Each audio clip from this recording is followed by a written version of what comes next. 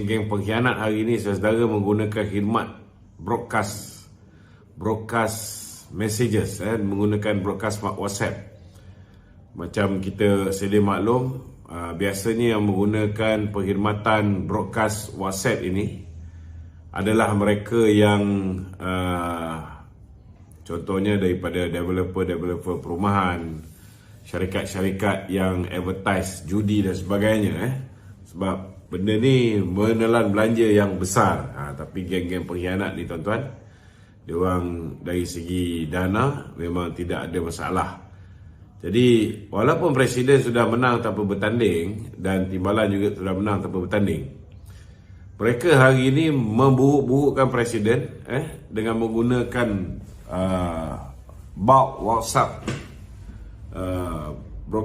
broadcasting system ini, saudara, ialah untuk memastikan supaya Presiden punya calon-calon naik Presiden dalam kem Presiden, calon-calon MT dalam kem Presiden tewas dalam pemilihan UMNO yang akan datang, supaya tim mereka boleh mengambil alih, boleh memecat ataupun kata orang tu buat undi tak percaya kepada Presiden dan Timbalan, dan akhirnya mereka boleh merampas parti, meletakkan salah seorang daripada naik Presiden dia sebagai calon VP atau yang menyandang kerusi pemangku Presiden.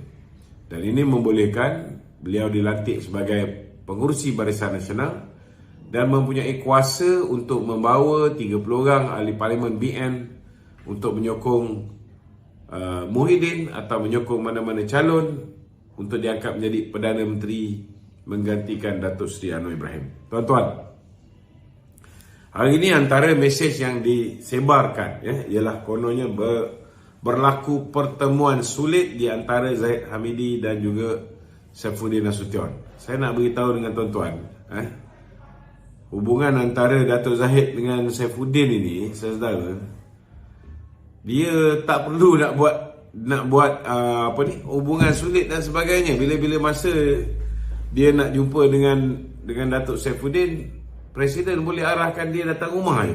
Sebab Datuk Seri Zahid ialah timbalan Perdana Menteri. Kalau setakat nak mengadakan hari ini pegawai parlimen dan pengamal media diarah untuk mengosongkan satu tingkat di bangunan parlimen berikutan arahan pihak atasan. Cakap-cakap di kafeteria parlimen mengatakan bahawa Timbalan Perdana Menteri mengadakan pertemuan sulit dengan Menteri Dalam Negeri. Tuan-tuan, ini apa benda nak buat benda fitnah macam ni? Kalau nak jumpa antara Timbalan Perdana Menteri dengan Menteri, itu bukan sulit. Bila-bila boleh jumpa. Dan pejabat Perdana Menteri ni, tuan-tuan, di ground ni, Timbalan Perdana Menteri punya pejabat ni, satu floor dengan kafeteria dan sebagainya. Nak kosongkan apa bendanya. Jadi nampak sangat, tuan-tuan, ini antara usaha-usaha terdesak. Dan dia kata perjumpaan ini bagi mengarahkan Saifuddin, pertama, untuk menerima dan meluluskan usul PAU untuk tidak mempertandingkan jawatan Presiden dan Timbalan semasa pemilihan, kononnya. Menerima, memecat dan menggantung beberapa orang ahli UMNO yang diputuskan MKT. Tuan-tuan, pertama saya nak beritahu saudara, Datuk Seri Ahmad Maslan pun dah berjumpa dengan ROS, dah pun memberikan detail explanation secara bertulis kepada ROS. Dia tidak perlu tak perlu nak bimbang sebab benda ni tak ada kes. Saya nak beritahu dengan tuan-tuan, berapa kali dah kita buat usul Presiden Timbalan tidak dipertandingkan. Malah ketika Ismail Sabri yang buat laporan ni, tuan-tuan, Afiq ni pernah bekerja dengan Ismail Sabri ketika Ismail Sabri Timbalan Perdana Menteri. Jadi boleh tanya dengan Afiq lah siapa yang suruh dia buat laporan pada ROS ni. Kita tak cakap lah Ismail Sabri yang tuduh kan.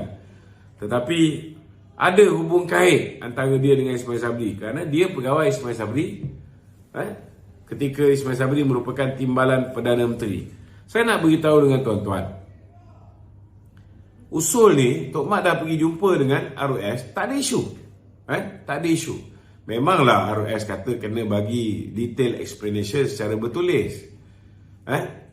Dan benda tu tak ada masalah untuk kita fulfill apa kehendak-kehendak ROS sebelum dia membuat keputusan. Kemudian dia kata, menerima pemecatan dan pengantungan beberapa orang ahli UMNO yang diputuskan. Budak Afiq ni, bila dia buat laporan kepada ROS, dia pun tak ada bangkitkan isu penggantungan dan pemecatan.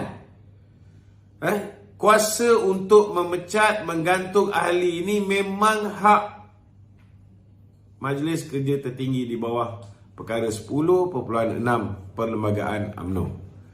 Jadi saya pun tak faham kenapa mereka cerita ni sentiasa nak mensensasikan benda yang tak ada. 3. Melewatkan keputusan siasatan ROS terhadap PAU sehingga pemilihan UMNO selesai. Tuan-tuan, dia nak siasat cepat ke dia nak lambat ke? Ianya tidak menjejaskan parti. Kalau katalah lepas pemilihan, tiba-tiba ROS kata, benda ni bercanggah dengan perlembagaan, perlu buat pemilihan, maka buatlah pemilihan. Benda-benda yang dibangkitkan ni, saudara, tak masuk akal, tetapi nak memburuk-burukkan imej presiden supaya calon-calon presiden, tuan-tuan, calon-calon yang bersama dengan parti, calon-calon yang bukan calon pengkhianat parti, yang tidak meletakkan Muhyiddin dan PAS sebagai sekutu mereka, tuan-tuan, mereka nak supaya calon-calon presiden ini tumbang dalam pemilihan yang akan datang. Ramai orang tanya saya, diorang ni sekarang ni dah buat masuk kempen di peringkat grup-grup WhatsApp cawangan, sudah dapat mesej-mesej ni, ketua-ketua cawangan. Tuan-tuan kena tahu saudara, tak ramai orang ada maklumat tentang siapa ketua cawangan. Tetapi pada pemilihan yang lepas saja pilihan raya, tuan-tuan, siapa yang kita lepas pemilihan UMNO, siapa yang kita lantik sebagai Setiausaha Agung? Anwar Musa. Kita tak cakap Anwar Musa yang memberikan maklumat-maklumat ini kepada Ismail Sabri ke, ataupun kepada siapa-siapa jugalah. Kita tak cakap. Tetapi saya rasa ahli boleh tahu siapa yang ada akses kepada nombor telefon, nombor telefon puak-puak yang menyokong geng pengkhianat ni. Itu sebab kita tengok ada calon-calon naik presiden umpamanya yang belah mereka telah mula memanggil ketua-ketua bahagian, ketua-ketua sayap untuk pergi ke pejabat dia. Benda ni semua sedang diperhati, tuan-tuan.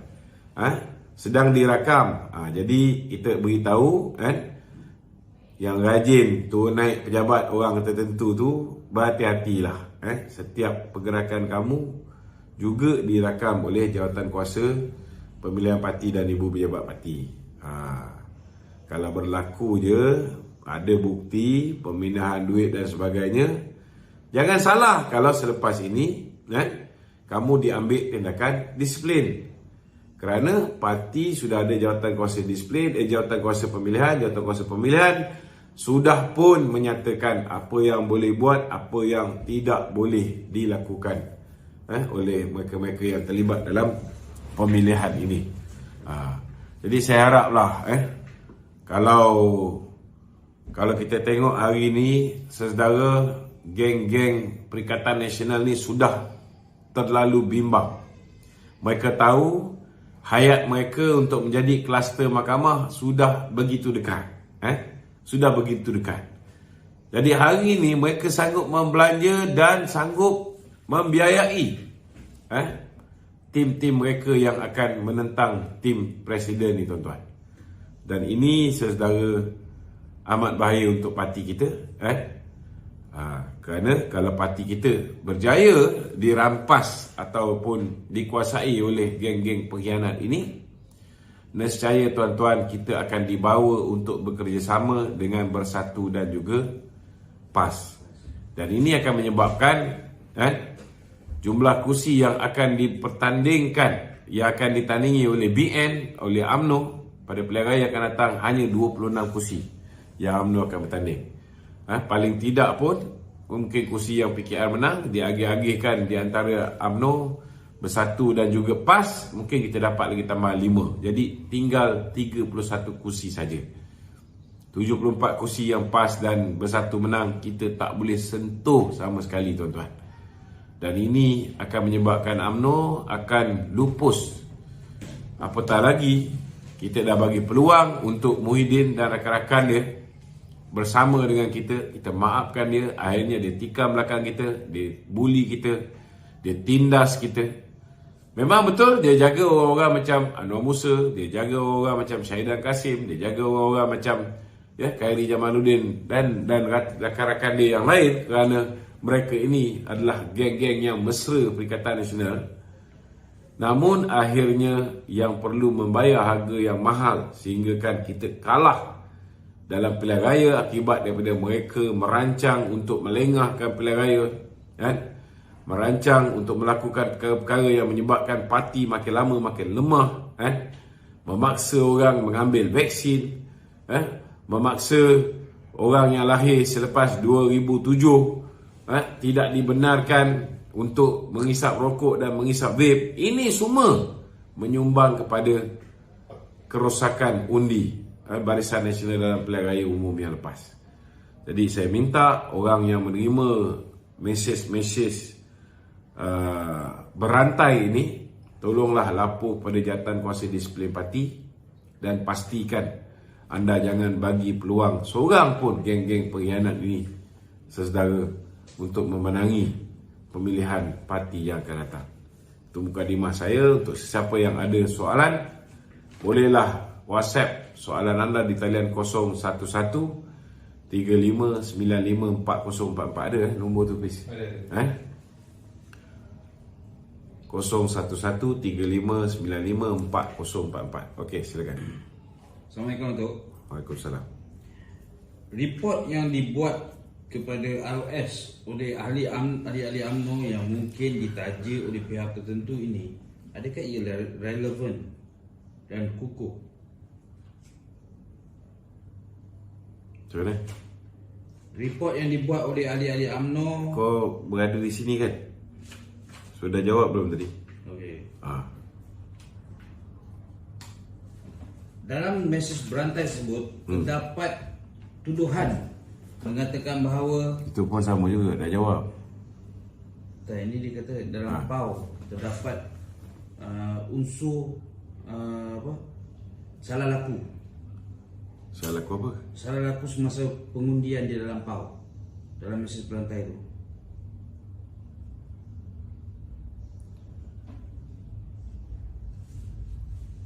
Kemudian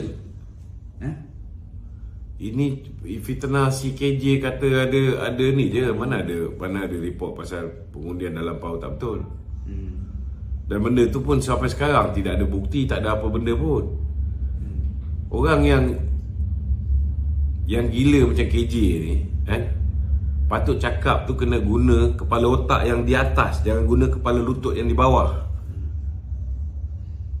Kita setiap perwakilan, katalah satu bahagian tu ada berapa? 13-14 orang. Ketua bahagian mesti kenal siapa perwakilan dia. Naib ketua bahagian, timbalan ketua bahagian, susi bahagian, semua kenal siapa perwakilan dia. Kalau orang bodoh yang tak tahu kat luar, yang tak pernah masuk Perhimpunan Agung UMNO, bolehlah KJ kencing. Tapi orang yang tahu tentang bagaimana struktur parti, siapa yang boleh masuk Dewan Merdeka, siapa yang boleh duduk di kursi perwakilan. Setiap kursi perwakilan tu sudah ada tag nama, bahagian mana. Boleh tak orang daripada bahagian lain duduk di kursi orang bahagian lain? Tak boleh. Perwakilan bahagian tu akan tanya kau daripada mana. Nak masuk? Cuba tunjuk satu gambar je, cukup lah. Satu orang yang bukan perwakilan duduk di tempat perwakilan. Saya cabar KJ tunjukkan benda ni. Ada? Tak ada. It's a total bullshit. Dia tak nak mengaku dia kalah. Dia cuba hasut perwakilan supaya menolak menolak usul tu, dan dia kalah. Apa dia tak cakap? Dia kata Tok Mat suruh Syukri Negeri Sembilan tu masukkan benda tu. Usul dalam Sampai sekarang tak boleh move on lagi. Dah jadi DJ radio tu, buatlah kerja DJ radio tu. Jangan campur urusan UMNO lagi. Move on lah. Bukannya kalah apa ni, kena pecat tu mati terus. Tak boleh berpolitik. Betul tak? Betul. Dia boleh jadi Menteri Besar Negeri Sembilan, dia boleh menjadi Menteri Besar Selangor. Betul tak? Betul. Kenapa takut? Yalah. Kenapa dia tak nak pertahankan tempat dia di Negeri Sembilan? Dulu ada alasan dia pergi ke Selangor kerana Tok Mat selaku timbalan Presiden, orang yang lebih berkelayakan untuk bertanding di Parlimen Rembau, nak bertanding di Rembau. Dulu Tok Mat hanya Menteri Besar Negeri Sembilan. Sekarang Tok Mat ialah timbalan Presiden parti. Memang layaklah dia bertanding sebagai calon ahli Parlimen. Sekarang ni engkau dah bukan ahli UMNO. Bersatu dah offer kau jadi Menteri Besar Negeri Sembilan. PN pun offer dia. Idin dah offer. Itu Idin tu bersatu lah. PN lah tu. PN. Dah offer dia jadi Menteri Besar Negeri Sembilan. Pergilah bertanding. Sebab apa dia tak bertanding? Sebab dia tahu dia tak boleh menang kat Negeri Sembilan. Kena tahu tempat mana yang dia orang ni boleh menang. Dia orang ni boleh menang di tempat-tempat yang orang Melayu ramai. Perikatan Nasional boleh menang tempat macam tu sebab mereka berjaya pecahkan undi orang Melayu ni. Itu sebab saya cakap, bila dia tak nak bertanding di Negeri Sembilan, dia pilih nak bertanding di Selangor, itu membuktikan dia seorang penipu. Dia kata BN akan kalah di 6 buah negeri. Kalau BN akan kalah termasuk di Negeri Sembilan, bertanding. Kau nak jadi Menteri Besar, mestilah di negeri kau sendiri. Lebih elok daripada kau bertanding kat negeri orang kau nak jadi Menteri Besar. Bukan mudah. Betul tak? Orang lebih mudah untuk terima dia menjadi Menteri Besar di Negeri Sembilan. Pergilah. Kenapa dia tak berani pergi? Sebab dia tahu bahawa Kerajaan Perpaduan akan menang di Negeri Sembilan.